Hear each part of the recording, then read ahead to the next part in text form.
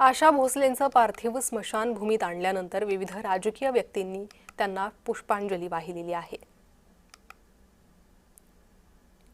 मुख्यमंत्री देवेंद्र फडणवीस, उपमुख्यमंत्री एकनाथ शिंदे, उपमुख्यमंत्री सुनेत्रा पवार यांच्यासह राजकीय नेत्यांनी आशाताई यांना पुष्पचक्र अर्पण केलं, त्यांना भावपूर्ण श्रद्धांजली वाहिली।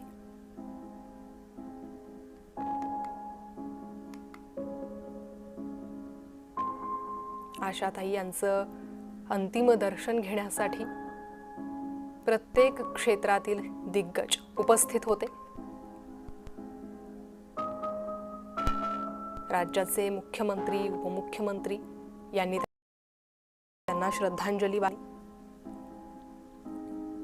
इतर मंत्र्यांनी, मुंबईच्या महापौरांनी, महापालिका आयुक्तांनीही आशाताईंचं अंतिम दर्शन घेतलं, पुष्पचक्र अर्पण करत त्यांना श्रद्धांजली वाहिली। मंत्री छगन भुजबळ यांनीही त्यांना श्रद्धांजली वाहिली आहे।